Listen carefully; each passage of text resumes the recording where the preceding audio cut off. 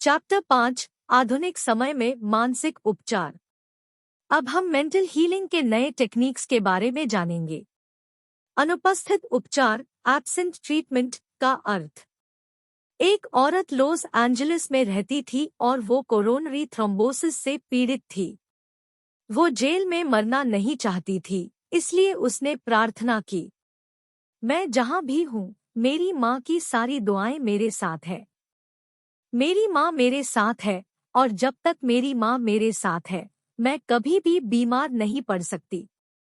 जैसी उस औरत की बॉडी थी, वो उसके विचारों का प्रतिबिंब था। उस औरत ने बोला, मुझे पता है, अगर मैं अपने मन के विचारों को बता दूं, तो मेरी सेहत भी अपने आप ठीक होना शुरू हो जाएगी।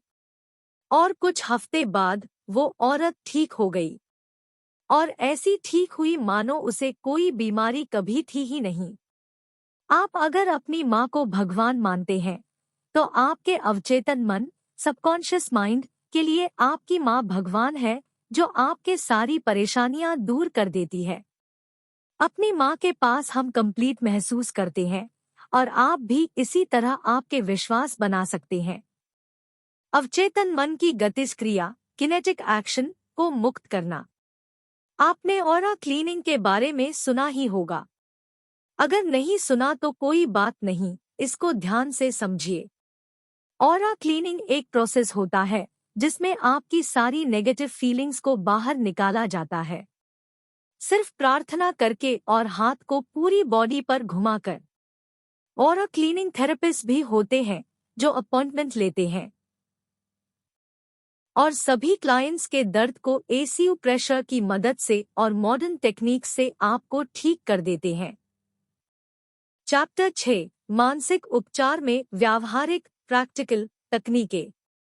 एक पासिंग ओवर तकनीक। अगर हम अपनी इच्छाओं को चेतन मन से स्वीकार कर लें, जो कि तार्किक रूप से संभव है, तो आपका चेतन मन आपका अनुरोध अवचेतन मन में भेज देता है।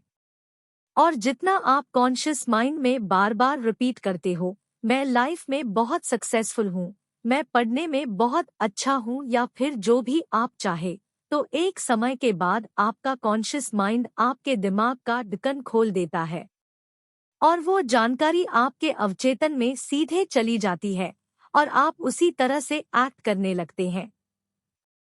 2 विजुअलाइजेशन तकनीक।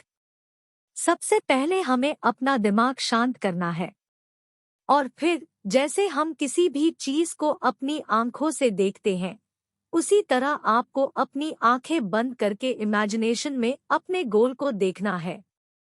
एकदम क्लियर और एग्जैक्ट, हमको अपने दिमाग में वही देखना है।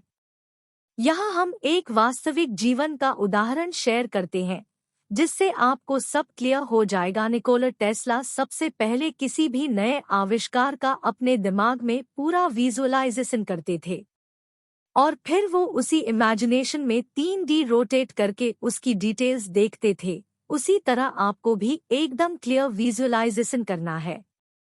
3 मानसिक मूवी विधि।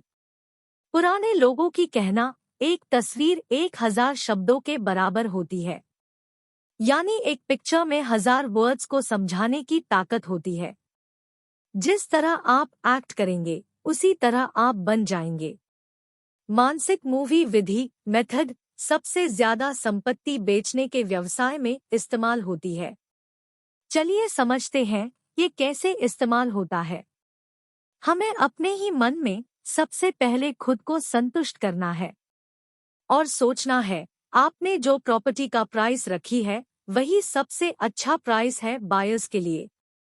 ये करने के बाद आपका मन शांत करे और थोड़ी देर आराम करें।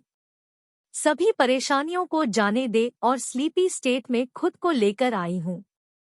यानी आपको नींद की अवस्था में जाना है और स्लीपी स्टेट आपके सभी मेंटल लिमिटेशंस को बहुत कम कर देगा। अब आप प्रॉपर्टी के चेक को विजुअलाइज करें और फील करें कि वो चेक आपके हाथों में है। आप अपने आप में खुश महसूस करें और ऐसा फील करें कि आपको आपके पैसे मिल चुके हैं और अभी अपने चेक के लिए शुक्रिया अदा करें। क्योंकि जो आदमी अपनी जिंदगी में शुक्रगुजार होता है, उसे अपनी जिंदगी में उससे कई ज्यादा मिलती है। और जो आदमी शुक्रगुजार नहीं होता, उसके पास जो है वो भी छीन लिया जाता है। और अब आप थैंक्स कहकर यूनिवर्स पर इसे छोड़ दीजिए। और रात भर आपने जो विजुअलाइज किया होगा वो आपके सबकॉन्शियस पार्ट में रिवाइज होता रहेगा। चैप्टर 7, अवचेतन की प्रवृत्ति टेंडेंसी जीवन की ओर है। हम जो जीवन जीते हैं वो सिर्फ 10% है। बाकी 90% जीवन के बारे में हमें पता ही नहीं चलता। हमें ये बहुत बार एहसास हुआ कि हम अपने ही दिमाग में कुछ ना कुछ बुरा बुरा करते रहते हैं और हमारा फोकस बस हमारे भीतर की दुनिया पे होता है। तो क्या आपने बाहरी दुनिया की जिंदगी को जिया? शायद नहीं, क्योंकि हम अपने ही दिमाग में फंसते रहते हैं और कहते हैं कि मेरी जिंदगी खराब है। लेकिन ऐसा नहीं है। जब आपका फोकस इनर वर्ल्ड पर होगा तो आप इनर फीलिंग्स को महसूस करते हैं, और जब आपका आउटर वर्ल्ड पे होता है तब आप आउटर वर्ल्ड की ब्यूटी को देख पाएंगे। यहाँ एक उदाहरण है। एक व्यक्ति को टीवी यानी कि क्षय रोग था, और हमने इस बीमारी को सिर्फ एक पुष्टि से ठीक कर दिया। वो है, मैं परफेक्ट, ताकतवर, केयरिंग, खुश और अपने आप में पूरी हूँ। चैप्टर 8, मनचाहा परिणाम कैसे प्राप्त करें। हमें जो जीवन में चाहिए वो कैसे पाएं? इमेजिन करें कि आप एक टैक्सी में बैठे हैं और आप बार बार टैक्सी ड्राइवर को डायरेक्शन चेंज करने के लिए कह रहे हैं, और आपके इस फैसले से ड्राइवर पूरा कंफ्यूज हो चुका है। क्या आप अपनी मंजिल तक पहुंचेंगे? शायद नहीं, क्योंकि आपको क्लियर ही नहीं कि कहाँ जाना है। लेखक बताते हैं, हमें अपनी इच्छा शक्ति नहीं, हमें अपनी इमेजिनेशन यूज करनी चाहिए।